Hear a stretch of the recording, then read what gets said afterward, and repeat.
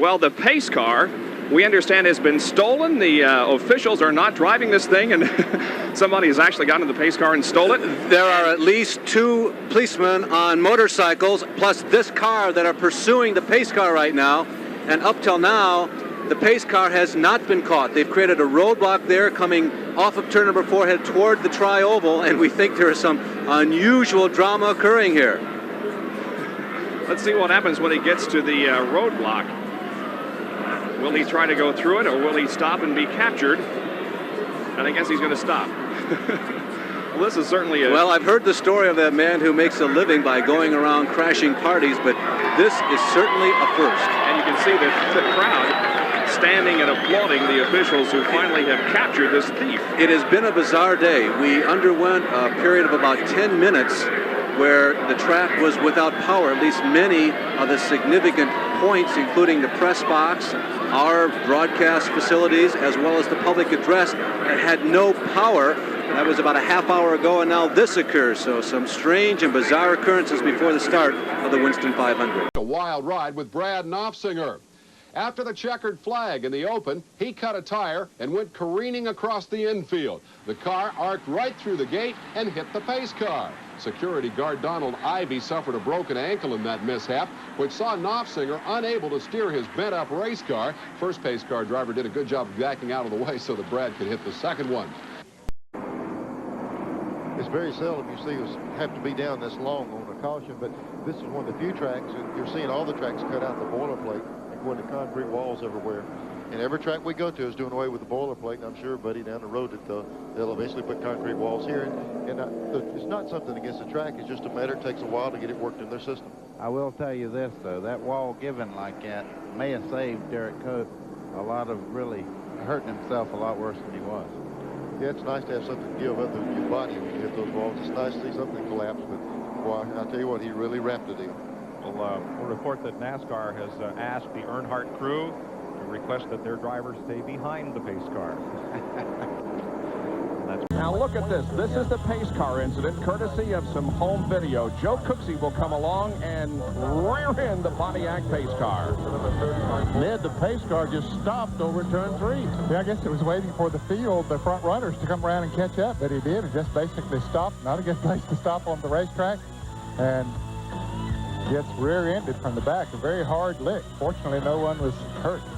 And Cooksey couldn't see the car because he was following John Kinder in the 08 car, and when Kinder moved out of the way, boom, there was the pace car, and he ran in the back of it. Now, the occupants of the pace car were Jack Wallace and Buster Oughton. They got out, everybody was okay, and so what could have been a very serious situation didn't turn out to be all that bad.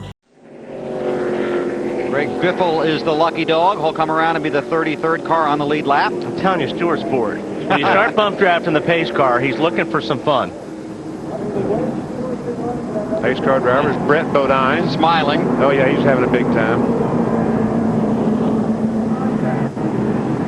NASCAR has asked Tony to back off a little bit, and he did. Is he trying to make Brett loose? Is that what he's trying to do? He was trying. It would have been done. I think he's trying to scratch the paint job. Oh, don't do that. Hey, some of those Tony Stewart fans would love to buy a Corvette that's been running by Tony Stewart. Right. And they wouldn't fix the damage either, would they? Race fans, please turn your attention to turn 4 as the Boeing CH-4070 Chinook enters the speedway to deliver today's pace car. The United States Army Reserve helicopter and crew belong to B Company stationed in Olathe, Kansas, and are assigned to the 7th Battalion 158th.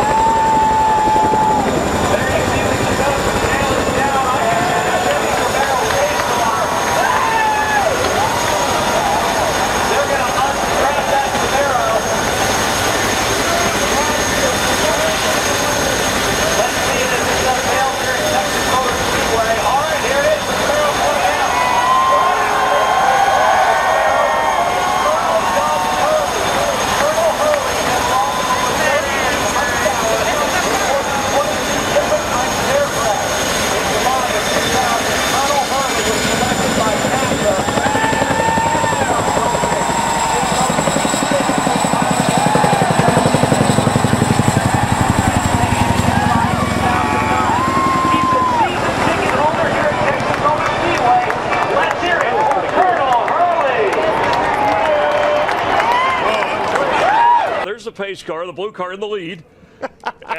And what happened? Now, we do have a spare pace car, Clay, but have you ever seen this? I have never seen anything. You could just, this is a full moon night. Everybody is driving crazy tonight. Look how he's trying to get her back. Boys, I'm on fire. Driving the wheels off that thing. Help me, Oprah Winfrey. I'm on fire. But look at the fire. Then it's like, hey, enough of this. We got to get out of here. I mean, we're putting on a show is one thing, but let's leave the driving to the professionals. Right away, you see the fire unit, the rescue You group. can't make this up. On This hand, is happening. And they put out the... Abort. We're on fire. And everybody's okay. NBC's own Dale Earnhardt Jr., our buddy, is the pace car driver today, leading the field to the start of the race in the 2018 Chevy Camaro ZL1. And he told us he wasn't going to use the cruise control. Hopefully that's true. Hey, Dale Jr., it's Latard up in the booth, man. You got a copy? Yeah, I got a copy, bud. You hear me? Oh, I got you. Good. So you've done so many cool things in racing. Just tell us what this experience is like leading the field to the start of the 25th Brickyard. Well, some good-looking race cars back there, and it's a great feeling. There's so much energy, as you get closer and closer to the drop of the green flag, and I've had so many opportunities to see this sport from so many different perspectives, so I'm taking advantage of every opportunity, and this is just a new one. So I want to thank Indy and Chevrolet and Kyle Busch for giving me a bumper on the back straightaway he gave, so I didn't miss out on any part of this. I know they like to do that to the pace car drivers, so it's been a good one so far. Well, we appreciate you taking that perspective, but now hustle over your turn 3, get up in the crow's nest here. I think we got a little replay of your buddy just kind of, hey, welcoming you back to the racetrack is what I think this is right here. Little bump and run. Stenhouse Jr. doing a little bit of work on that 17 when he got into the tire barriers. And we've been talking about the race car drivers having trouble with this track. How about the pace car driver? So we are going to assume this is Brett Bodine just because it's fun. And to he's normally the pace car driver. But, yeah, I hadn't seen that very often. Heavy damage to the 18. I'm not sure this is even repairable. And where they're at currently with multiple wins on the season, I'm just not sure, the value. Oh, he's got the window net down, pushing the pace car. I don't believe I would do that. Yeah, I wouldn't either. It's definitely going to draw the attention of NASCAR there. Looks like we might have an issue with our pace car. Yeah, it's pulled up to the top of the racetrack, and now it's starting to move here. I'm not sure exactly what was going on. They're struggling to get the car to move. We have a cleanup truck pacing the front of the field, so we have that under control. But yeah, it just pulls up to the top. I don't know. And these drivers are they're trying to figure out what to do because they have to follow the pace car. And Chase is like, I don't want to pass you, but man, right. I don't think I'm allowed to stop right here. Hey, you said before the race that we would see things we've never seen before. All right, here we go. Oh my, now we're really seeing something. Oh, this is so good right here. This is. Can they not just push it with another truck or? It's a good-looking car. We're going to put it on display, Marty. Rick, you got to love the Martinsville fans. They're literally in 1 and 2 cheering the tow truck about to tow the pace car. That's a new one, isn't it? Yeah, that's definitely something we haven't seen for quite some time. But the crowd having some fun with it. Hey, fall race in Martinsville, you never know what you're going to see. Anything can happen. Yes. What happened here with the pace car? It has hit the barrels on pit entry. So the pace car turning in late. Oh, my goodness. Was there a contact with the 9? Oh, my goodness. What has happened? They're going to have to fix. They're going to have to fix the end of these barrels. The barrels at the end of the wall. Those are there for safety in case the car would impact the end of the wall. Yeah, he was not going to make it. The late decision. Chase Elliott say that was a bit of a late decision. I tell you what, you never know what you're going to see. I mean, just when you think you've seen it all. This is a new one for me.